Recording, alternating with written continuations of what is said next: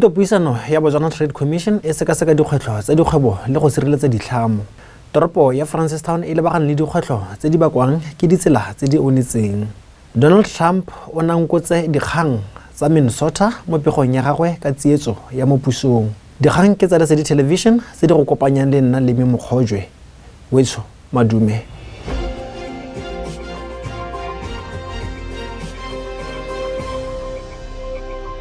Lekgotla la Botswana Trade Commission le rotloeditse bagwebi go sireletsa ditlhamo tsa bone le go tlhaloganya sentle melao e e tsamaisang kgwebo mono.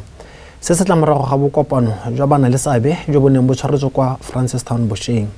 Thaba Metsi Mabe ka dintlha. Lekgotla la Botswana Trade Commission le ne le tshwere thutopuisanyo ya letsatsi le lengwe e neng e itebagantse le melao ya theko le thekiso e tshwana le melawana ya makgetho a tsewang mo dithotong tse di rekwang kwa ntle le go buisana ka tse di ka tlhofofatsang theko le thekiso ya kwa ntle ga lefatshe leno. Mme ke tsa gore given that today re simolotse gore e re kopana le lona bagwebi re bo re biditse different parastatals tse re itseng gore questions may be raised relating to the mandate ke so se re tla tswelelang re se dira going forward. Mogolwane wa Botswana Trade Center Shelly Montsho o rotloeditse dikgwebo go tsena mo ditumelanong tsa semmuso go sireletsa ditlhamo tsa bone, a supa gore ba ba fang ditirelo ga ba sireletse ditlhamo tsa bagwebi. Moemedi wa Companies and Intellectual Property Authority SIPA o tlhalositse gore SIPA ga e sireletse ditlhamo ka botsone mme e sireletsa megopolo ya ditlhamo. Bana le seabe bangwe ba supile matshwenyego ka bogodi jwa ditlhamo tsa bone le go tlala ga dithoto tsa boleng jo bo kwa tlase mo mmarakeng. Le fa go ntse jalo, Botswana Exporters and Manufacturers Association e tlhomamiseditse dikgwebo gore e santse e tla bereka mmogo le ba ba amegang go batla ditharabololo tsa mathata a itemogelwang ke ba ba romelang dithoto kwa ntle. Bagolwane kwa toropong ya Francistown ba tlhalosa fa dipula tse di go somaneng Bosheng di gakaditse seemo se sa nnang sentle sa ditsela tsa toropo eo. Bagolwane ba tsweletse ka go bereka ka natla go tsibogela go baakanya seemo se. Tsholofelo Mothei ka pego. Dipula tse di nileng thata Bosheng di sentse bontsi jwa ditsela tsa toropo ya Francistown. Bontsi jwa ditsela tse di dikhuti go ralala toropo yotlhe. Sustainable infrastructure is a critical catalyst for travel, investment and economic growth. However, the city of Francistown continues to grapple with aging and dilapidated infrastructure, particularly road networks that have exceeded their design lifespan. The recent heavy downpours experienced across the city have significantly worsened road conditions, resulting in widespread potholes formation, estimated at approximately 12,000 square meters. To adequately address this challenge, the Council requires an estimated amount of $8,400,000. However, I wish to note that an amount of $10,848,673 Pula 23 Thebe has been allocated under the Road Levy Fund to focus on pothole patching and related road maintenance activities within the city. Among others, reconstruction of Cellular Street in Dumela, asphalt overlay in Martin Luther King Jr. Road, and Tikwane Close in Phase 4 Industrial. The procurement for the same is underway. Mothusa Ratoropo Re Uyaponyeku a re go tlhokega madi a ka tshwarang 8.4 million go baakanya ditsela tseo. Le fa go ntse jalo, toropo e setse e segetse kwa thoko 10.8 million go tswa kwa letloleng la lekgetho la ditsela go dira ditiro tsa go baakanya dikhuti le go tlhabolola ditsela. Go akaretsa tsela ya Martin Luther King Jr. le ditsela tse dingwe tsa botlhokwa. Dithulaganyo tsa theko dintsi di tsweletse. Tlaleletso ya 22.3 million e segetswe kwa thoko go tlhabolola dipone tsa mebila mo mafelong a tsela ya Martin Luther King, Block 2 le Gerald Estate. Go fitlha jaana, go tsentswe dipone tsa mebila di le 135 le dipone tsa modiro wa LED di le 111.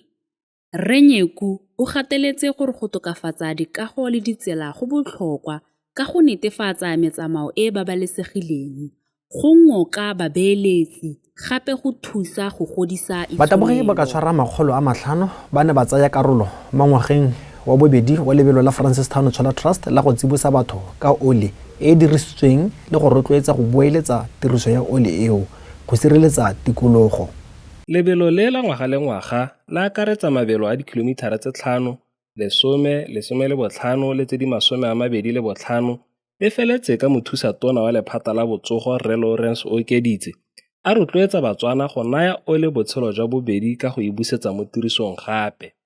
Rallies together a compelling theme which says, give used oil a second life, recycle it. This is just more than a slogan. It is a clearing call to action. It reminds us that waste in the right hands becomes opportunity. It embodies the circular economy, a vision where resource endure, where nothing is squandered, and sustainability unites us as a nation. To give used oil a second life is to transform peril into promise. It safeguards our oil, safeguards our soil, our water, and most importantly, gives vitality to the health of our people.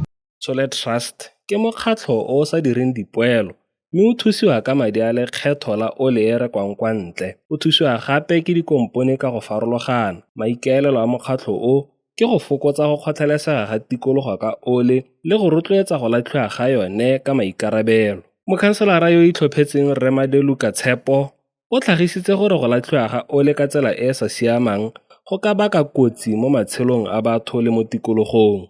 Mogolwane wa tsa thuto ya tikologo mo Solar Trust mme Amantle Mantu o tlhalositse fa palo ya batho ba ba tsenetseng lebelo e oketsegile fa go tshwantshangwa le ngwaga o fetileng, mme se se solofetsa kgolo e oketsegile mo ngwageng o tlang. Lebelo la ngwaga wa 2026 le ne le tshwere ka fa tlase ga setlhogo se se reng Beat Pollution, Recycle Used Oil le tsweledisa mo maikarabelong a mokgatlho o a go sireletsa tikologo ka thuto le ditiro.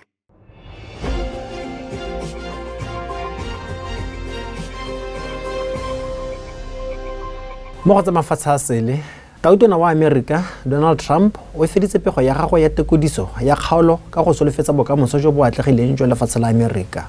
Mo pegong ya gagwe, tautona wa Amerika Donald Trump o ne a tlhalosa ka ditiragalo tsa tsietso kwa Minnesota, a supa ka monwana morafe wa Somalia ba ba nnang kwa lefatsheng leo. Tautona Donald Trump o supile gore maloko mangwe a morafe wa Somalia kwa Minnesota a dirisitse madi a ka tshwarang dimilione di le 19 tsa didolara go tswa mo lekgethong la Amerika. Le fa go ntse jalo, ga a ka supa kwa tsayang palo eo teng.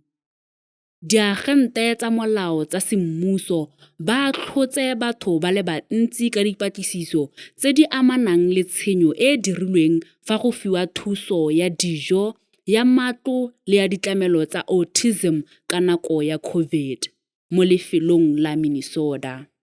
Tshenyo e tlhomamisitsweng mo ditiragalong tseo e feta dimilione di le 200 tsa madi go fitlha jaanong. Ba molao ba gateletse fa tshenolo ya tshenyo e ka nna ya goroga ko dibilioneng. Le fa babereki ba mmuso ba supa fa dikabelelo tse dingwe di le kwa godimo phetelela. Batho ba le 100 ba lebisitswe molato fa ba le 66 ba setse ba bonwe molato.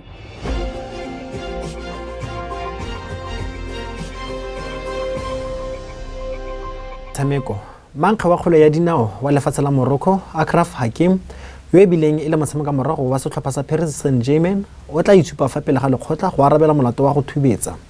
Tiragalo e go bolelwang e diragetse kwa lapeng la gagwe kwa Paris kgwedi ya Tlhakole ka ngwaga wa 2023. Ofisi ya diagente tsa molao tsa puso e simolotse ditlhotlhomiso morago ga gore mme yo dingwaga di 24 a begele mapodisi kgang e ya petelelo. Hakimi o ganela molato o lebisitsweng mme o kwadile mo maranyaneng a Twitter a kgala tshwetso e tsereng. A supa gore go belaela go bo o thubeditse ga go a lekana gore go isiwe kwa pele ga lekgotla. A re se ga sa siama mo go ba ba senang molato le mo go ba ba diretsweng molato. A re o emetse tsheko e tla senolang boammaaruri. Fa ntsha la gagwe mokatisi Louis Henrique a re kgang e santse le fa pele ga lekgotla. A re lebe seemo sa bosa.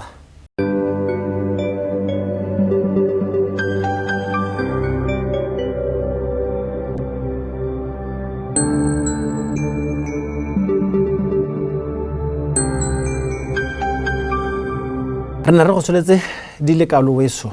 Nna ke Lemi Mokgojwe a re kopane mo go latelang boroko.